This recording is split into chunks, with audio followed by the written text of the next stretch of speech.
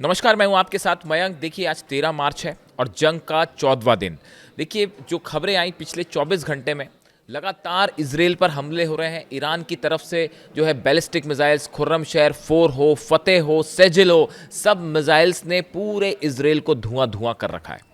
लेकिन इस बीच आज मैं एक ऐसी खबर की चर्चा करना चाह रहा हूं जो इस पूरे जंग में एक नए एंगल को खोल रही है। और वो खबर क्या है, बड़े ध्यान से आपको समझना होगा। आपने थंब में देखा होगा, आपको आश्चर्य भी हुआ होगा। जरा ध्यान से समझिए।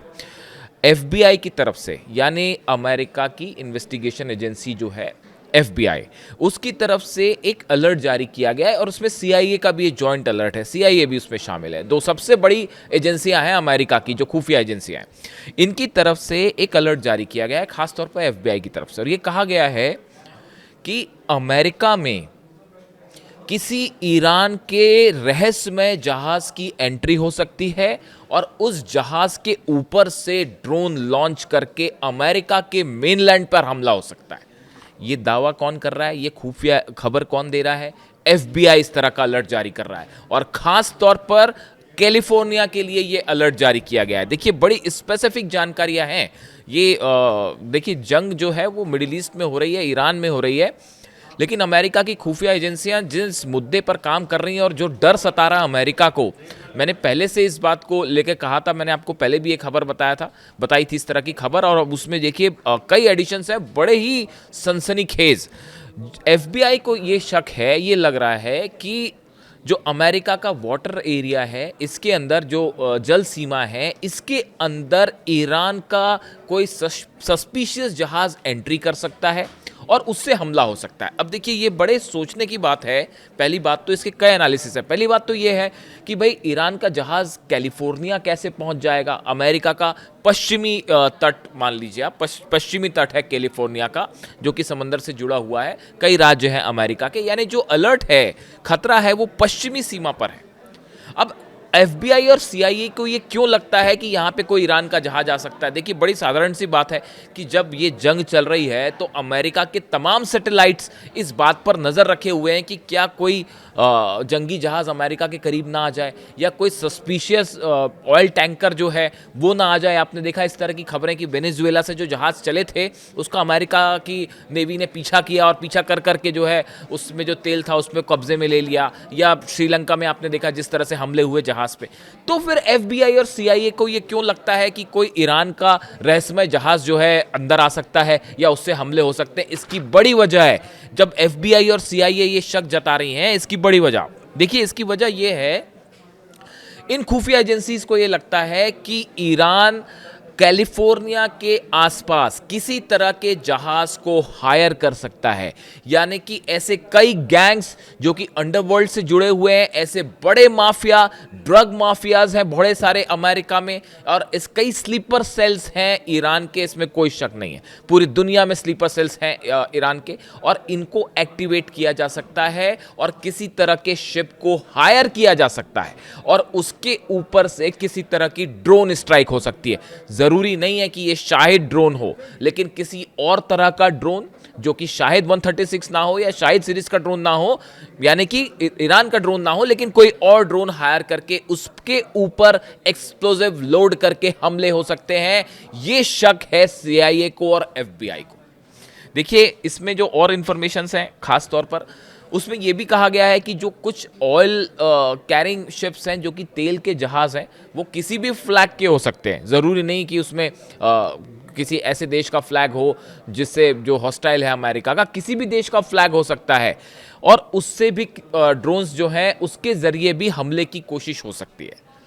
इस तरह का भी शक जताया जा रहा है। देखिए, बीच में जब वेनेजुएला पर हमले हुए थे तो अमेरिका की नेवी लगातार फॉलो कर रही थी उन जहाज़ों को जो वेनेजुएला के आसपास थे, और उनको डर ये सता रहा था कि क्या इन जहाज़ों में कहीं हथियार तो नहीं है, कहीं ड्रोन्स तो नहीं है कि उड़ के टेक ऑफ करके वो हमला कर लें। इसलिए एक एक जहाज़ को अमेरिका ने फॉलो किया। अब वही चिंता फिर से सता रही है। अब ये, और तीसरा एक और एस्पेक्ट सुनिए, जो ये हमले के अलर्ट में जो अलग अलग एस्पेक्ट है उसमें, कि छोटी बोट्स को हायर करके उसके ऊपर से फिदाइन अटैक हो सकता है अमेरिका में, खास तौर पर कैलिफोर्निया के तट पे। इस तरह की आशंकाएं जताई हैं एफबीआई ने। यानी कि आप देखिए, बोट से हमले हो सकते हैं, किसी तरह के जहाज़ को हायर करके उसके ऊपर से ड्रोन स्ट्राइक हो सकती है। और इसके अलावा जो बताया गया है कि जो तेल के जहाज़ हैं उन पर खास नज़र रखी जा रही है कि उसमें कोई सस्पिशियस एक्टिविटी तो नहीं हो रही है। यानी देखिए सीआई, मैंने इसको लेकर पहले भी वीडियो बनाया था, कल ही आपको मैंने ये बात बताई थी, पिछले वीडियो में आपको मैंने बताया था कि सीआईए ने ये आशंका जाहिर की है कि ईरान के स्लीपर सेल्स पूरी दुनिया में अब ईरान के अमेरिका की एम्बेसीज को, काउंसलेट्स को, अमेरिका के अधिकारियों को, सेना को निशाना बना सकते हैं। यानी अब ये जंग अभी तो ईरान तक चल रही है, मिडिल ईस्ट तक चल रही है, थोड़े दिनों बाद ये हो सकता है कि अलग अलग हिस्सों में आपको हमले देखने को मिले, शायद उस तरह का हमला जैसा कि ऑस्ट्रेलिया में देखने को मिला था। इसके कई कारण हैं और कई बयान हैं जिनको आप जोड़ के देख सकते हैं कि जिस तरह से ईरान की सेना ने इस बात को कहा है कि सुप्रीम लीडर को निशाना बनाया गया और ये जंग तब तक चलेगी जब तक सुप्रीम लीडर को निशाना बनाने वालों को खत्म नहीं कर दिया जाता। इस तरह के लगातार बयान है और एक भारी गुस्सा ईरान में देखा जा रहा है इसके चलते। और देखिए अली लारिजानी साहब का एक जो बयान आया, जो सिक्योरिटी काउंसिल के सेक्रेटरी हैं ईरान के, डोनाल्ड ट्रंप ने धमकियां दी नए सुप्रीम लीडर मुज्तबा खामेनेई को धमकियां दी। उसके बाद जो है अली लारिजानी साहब की तरफ से भी ये बयान आया कि कहीं ट्रंप ही निशाने पर ना आ जाए। ये पहला मौका था जब डोनाल्ड ट्रंप को सीधा ईरान के एक अधिकारी ने ये धमकी दी कि आप भी निशाना हो सकते हैं। तो देखिए ये मामला जो है ये बेहद गंभीर है और इसको लेकर अमेरिका की जितनी एजेंसीज हैं उनके सबके हाथ पांव फूले हुए हैं। और आगे की खबरें आप देखिए, इसमें एक बड़ी लिस्ट तैयार की गई है अमेरिकन्स के द्वारा कि यूरोप में, मिडिल ईस्ट में या देश दुनिया के और कौन से ऐसे हिस्से हैं जहां पर अमेरिका के टारगेट्स को या बिल्डिंग्स को, इंफ्रास्ट्रक्चर को या अधिकारियों को निशाना बनाया जा सकता है। और इन सब जगह अलर्ट जारी कर दिया गया है और अधिकांश जगहों पर सुरक्षा के सख्त मेजर्स लेने शुरू हो गए हैं, अधिकारियों को वापस बुलाना शुरू कर दिया है। अगर आपने गौर किया हो, कल आपके पास खबर आपने देखी होगी कि पाकिस्तान के पेशावर में अमेरिका ने अपना कॉन्सुलेट जो है बंद करने का फैसला कर लिया है कि वहाँ पे कॉन्सुलेट नहीं चलेगा। कुवैत से, इराक से जो अधिकारी हैं वो सब वापस भाग रहे हैं। आधी से ज़्यादा अधिकारी लौट चुके हैं और बाकी के जो बचे हुए हैं वो भी वहाँ से भाग रहे हैं। यहाँ तक कि सेना भी सेना भी काफ़ी लंबे समय थी और जिसकी ज़रूरत नहीं है उनको वहाँ से सबसे हटा दिया गया है। यानी देखिए ये खौफ जो अब अमेरिका को सता रहा है कि कहीं जो है वो घर में घुस के हमला ना हो जाए, ये एक बड़ा शॉकर होगा अमेरिका के लिए, दुनिया के लिए। ये मैसेज चला जाएगा कि ईरान ने घर में घुस के हमला कर दिया। अब ये देखिए जिस तरह से ये जंग चल रही है, जंग में ईरान की तरफ से साफ कह दिया गया है किसी तरह का कोई समझौता होने नहीं जा रहा, किसी तरह से कोई सीज फायर नहीं होने जा रहा। और इस पूरे मुद्दे में जो सबसे अहम मुद्दा है सुप्रीम लीडर को निशाना बनाना, इस पूरे मामले ने शायद किसी तरह की सीज फायर या जंग रोकने की संभावना को ही ख़त्म कर दिया है। तो अब जो अमेरिका की एजेंसीज हैं, जो एक्सपर्ट्स हैं, वो ये मान के चल रहे हैं कि ये जंग के बीच में एक नया एंगल शुरू हो सकता है, एक नए स्तर पर अमेरिका में हमले हो सकते हैं, यूरोप में हमले हो सकते हैं, पूरी दुनिया में जो है अमेरिकी ठिकानों को निशाना बनाया जा सकता है। और ये रियल थ्रेट है, यानी ये सिर्फ खुफिया जानकारियों तक बात सीमित नहीं है या एक कोई कपोल कल्पना नहीं है, ये वाकई ऐसा हो सकता है। और इसके लिए अमेरिका ने अपनी तैयारियां भी शुरू कर दी है। और अभी जो सबसे ज़्यादा ये बड़ा हैरानी वाली बात थी, जब मैं इसको पढ़ रहा था अलर्ट को, जिस तरह से ये बातें आई कि जहाज़ से अमेरिका हमला कर सकता है, तो मुझसे कई लोगों ने सवाल पूछा कि ईरान का जहाज़ कैसे पहुंच जाएगा अमेरिका।